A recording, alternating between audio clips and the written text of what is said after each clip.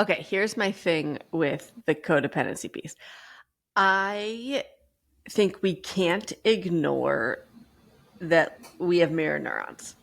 And that in the same way that like right now Beaners is into waving and smiling at anyone she sees, and everyone is like, oh my god, this is the cutest thing ever, and they smile back at her and yada yada, and fills you with that oxytocin.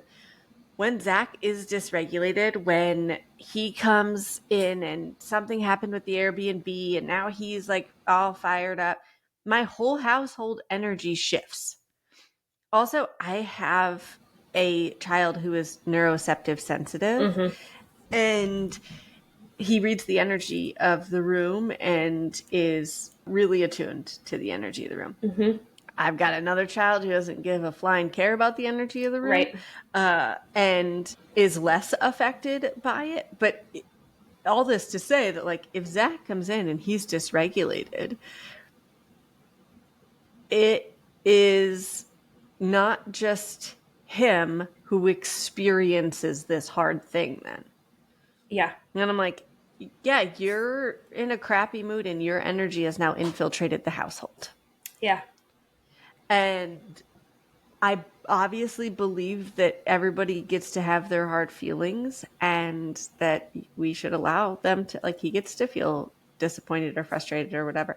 And it's also true that now my 3-year-old's going to be dysregulated. Yeah. I think And that just makes my life harder.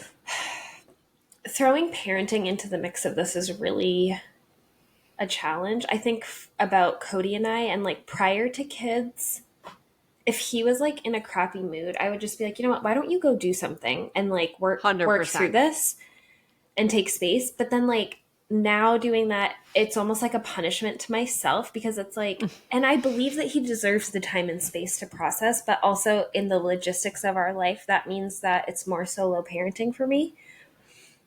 And I think, you know, now I'm in a different season of parenthood than you guys are in right now. So now it wouldn't feel as like deeply draining for me to be like, hey, why don't you go for a run and like try to let some of this stress off and then come back. And then we can like talk about this in depth after bedtime.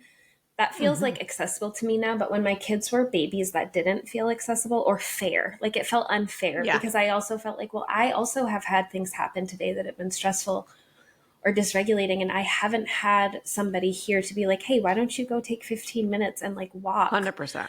So then there was also like sometimes feelings of resentment would come up, because I would feel like this is unfair, because I experience the same emotions sometimes and I don't have anybody there to be like, here, let me take this on so that you can go deal with that. No, I just have to have my shit together. Right. Or at least appear to. You have to disassociate or suppress. Correct. That's actually what happens, yes. I mean, I do it too. How else do you get... No, it's 100%. I dissociate. Yeah. That's like my go-to. How I do just you am like, not? yeah. And that's just it. It's like you're hitting the nail on the head. Pre-kids was totally different for me. Of like, if he was dysregulated, he could be in his hard thing and I didn't take it on in the same way. Now I'm like, I need you to be my teammate here in this bedtime routine or whatever it is. And you are too dysregulated to, you're making my life harder. You are not able to show up as my teammate in the way that I need you to. And so I need you to be regulated in order to be able to show up as my teammate. And the times where it's like, you know, he and Sage are kind of at each other or whatever, those times it feels like, because I can, in those times, typically be like, hey, what do you need in this moment so that you can be a regulated parent? And we've had enough outside conversations at this point that I can say that, and he can say, like, I just need a minute. Can you tap in here? And sometimes I'm just like, do you want to switch? And I've just like tapped in and we've switched, even if it's we switch for a minute. We do that so too. he can step out. Those times it feels okay, but it's when these outside forces come in where it's like he's in a bad mood, and we were having a good time, and now your bad mood is ruining our good time.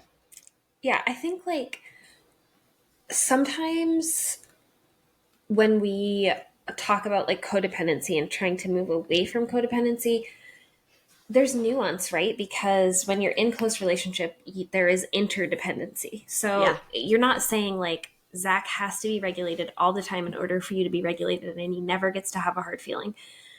But the reality of it, the logistical reality of it, is like when you're trying to parent together and somebody is totally off, it changes the whole vibe.